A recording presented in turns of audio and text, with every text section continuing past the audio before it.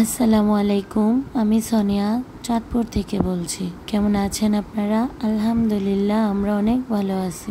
তো কাছে এবং দূরে, দেশ এবং দেশের বাইরে বসে যে যেখান থেকে আমার ভিডিওটি দেখে থাকেন, সবাইকে অসংখ্য ধন্যবাদ। আর এই তো প্রতিদিনের মতো আপনাদের মাঝে আবারও আরেকটি নতুন ভিডিও নিয়ে এসেছি। যদি ভিডিওর কোনো অংশ আপনাদের একটু হলেও ভালো লেগে থাকে তাহলে প্লিজ একটা লাইক দিতে ভুলবেন না। আর এই যে এখানে কতগুলা জামা দেখছেন, এই জামাগুলা কিন্তু আমার মা বাড়ি থেকে আসার সময় আমার মেয়ের জন্য বানিয়ে এনেছে। তার সঙ্গে কিন্তু অনেক কিছু আমাদের জন্য নিয়ে এসেছে। তো আমার মা কিন্তু অনেক সুন্দর সুন্দর করে ডিজাইন করে ড্রেস বানাতে পারে। তা আমাদের জামা কাপড়, তারপর হচ্ছে আমার মেয়েদের জামা কাপড় সব কিন্তু আমার মাই সেলাই করে। তো এখানে এই যে আমার মেয়ের জন্য অনেক ডিজাইন করে জামা এনেছে। তারপর সাথে হচ্ছে আমাদের জন্য তালের পিঠাও এনেছে। তো আমার মেয়েরা খুব পছন্দ করে তালের পিঠাটা খেতে, তাই এই জন্য এখানে তালের পিঠাও এনেছে। আর আমার মায়ের হাতের বানানো ড্রেসগুলা কেমন হয়েছে প্লিজ কমেন্ট বক্সে কিন্তু জানাতে ভুলবেন না। তারপর এই যে এখানে আমাদের জন্য অনেকগুলা নারকেলও নিয়ে এসেছে। আসলে আমার মা আসার সময় কখনোই খালি হাতে আসে না, একটা না একটা আমাদের জন্য নিয়ে আসবে। আর এই যে চালতাগুলা, এগুলা হচ্ছে আমাদের গাছের, আমাদের নতুন গাছে আর কি চালতাগুলা ধরেছিল, আমাদের জন্য এখানে চালতাও নিয়ে এসেছে। তো এগুলা কিন্তু গুঁড়া মাছ দিয়ে খেতে মজা লাগবে। তো মা কিন্তু সাথে করে গুঁড়া মাছও এনেছে। তো কিছুটা গুঁড়া মাছ দিয়ে খাবো আর বাকিটা হচ্ছে ভর্তা বানিয়ে খাবো। তারপরে এই যে এখানে হচ্ছে এনেছে আমাদের জন্য কতগুলা ডিম এনেছে। তো আমার মা কিন্তু অনেকগুলা হাঁস মুরগি পালে, তো ওখান থেকে নাতি নাতনিদের জন্য কিছু ডিম নিয়ে এসেছে। এখানে হচ্ছে হাঁসের ডিম, তারপর হচ্ছে মুরগির ডিম, তো অনেকগুলা ডিমই নিয়ে এসেছে। তো মা কিন্তু সবসময় এরকমই করে, আমাদের জন্য আসার সময় কখনই খালি হাতে আসবে না, কিছু না কিছু নিয়ে আসবে। আসলে এই জিনিসগুলা দেওয়াই হচ্ছে মায়ের ভালোবাসা। মা তো মাই হয়, মার সাথে কিন্তু কারো তুলনা হয় না। তো মাঝে মাঝে অনেক মন খারাপ হয়ে যায় আগাম দিনের কথাগুলো ভাবলে, কারণ যেহেতু আমাদের কোনো ভাই নেই, যতদিন আমার মা আছে ততদিনই কিন্তু এই জিনিসগুলো আনা হবে আর খাওয়া হবে। যখন মা থাকবে না তখন আর এগুলা কিন্তু কোনোদিনই চোখে দেখবো না। তারপরে এখানে তো মা গ্রাম থেকে আসার সময় আমাদের জন্য রাজহাঁসের মাংস এনেছিল। তো ওই রাজহাঁসের মাংস হচ্ছে আজকে রান্না করব। তো এই ভিডিওটি হচ্ছে গতকালকের ছিল। তো এখানে এই তো আলু দিয়ে রাজহাঁসের মাংস রান্না করতেছি। তো ভেবেছিলাম যে ভুনা করব, তো বাচ্চারা যেহেতু আছে তাই তাদের জন্য একটু আলু দিয়েছি।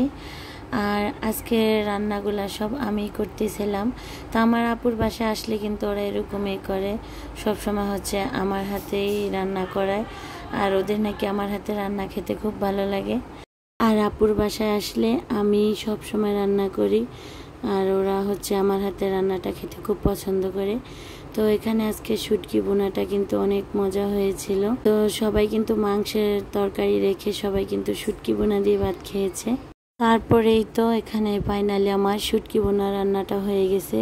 তো এটার কালারটা দেখেই বুঝতে পারছেন শুটকি রান্নাটা যে কত মজা হয়েছে। তো কালারটা যতটা সুন্দর হয়েছে খেতে কিন্তু ততটাই ভালো লেগেছে। তারপরে এই যে এখানে হচ্ছে মা গ্রাম থেকে আসার সময় আমাদের জন্য তাল এনেছিল।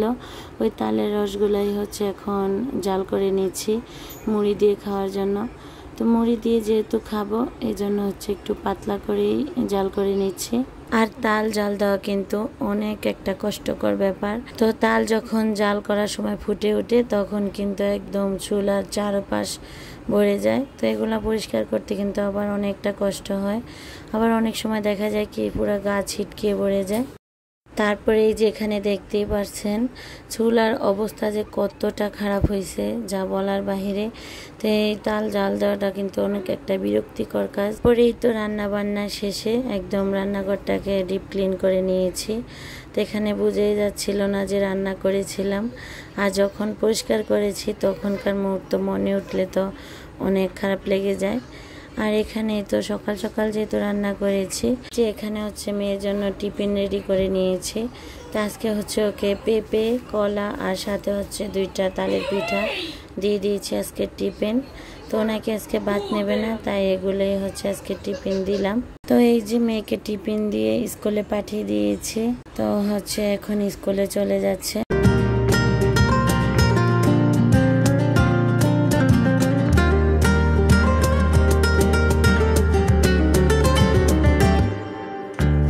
তো এখন একটু সালাদ কেটে নেব, দুপুরের খাবার সময় হয়ে গেছে। তো এখন হচ্ছে সালাদটা কেটে নেব। আর আপনারা যারা এতক্ষণ ধৈর্য ধরে আমার ভিডিওটি এ পর্যন্ত দেখতে দেখতে এসেছেন, প্লিজ একটা লাইক দিয়ে দিবেন। আপনাদের একটা লাইক আমার ভিডিওটি অনেকের কাছে পৌঁছে দিতে সাহায্য করবে। আর যদি ভিডিওর কোনো অংশ আপনাদের একটু হলেও ভালো লেগে থাকে, তাহলে প্লিজ চ্যানেলটি সাবস্ক্রাইব করে দিবেন আর পাশে থাকা বেল বাটনের অল অপশনটি প্রেস করে দিবেন, যাতে করে আমি কোনো নতুন ভিডিও ছাড়ার সাথে সাথে আপনাদের মোবাইলে নোটিফিকেশান চলে যায়। আর এই কাজটি যারা অলরেডি করে ফেলেছেন তাদেরকে অসংখ্য অসংখ্য ধন্যবাদ। এটা ছিল আজকে শুক্রবারের ভিডিও।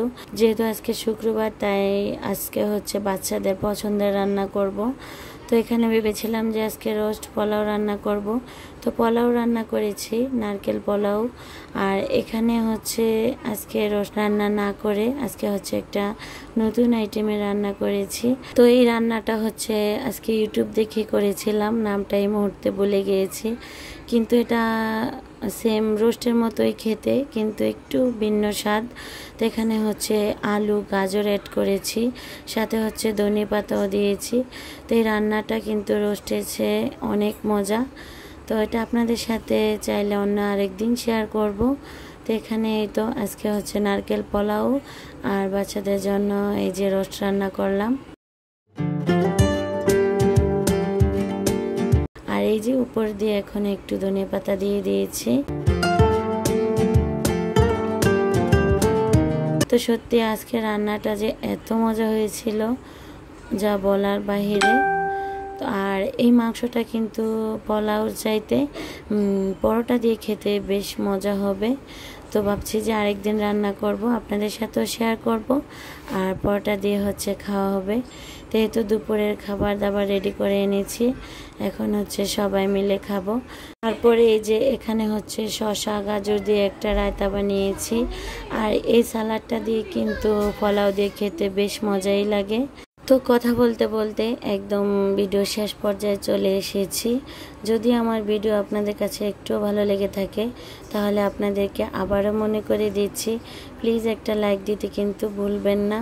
তো আপনারা কেন জানি আমার ভিডিওগুলো দেখেন, কিন্তু লাইক দিতে কেন যেন ভুলে যান। একটা লাইক কিন্তু আমার কাছে অনেক গুরুত্বপূর্ণ। তো বন্ধুরা, খেতে খেতে আপনাদের কাছ থেকে বিদায় নেব। ভালো থাকবেন, সুস্থ থাকবেন। আল্লাহ হাফেজ, আসসালামু আলাইকুম।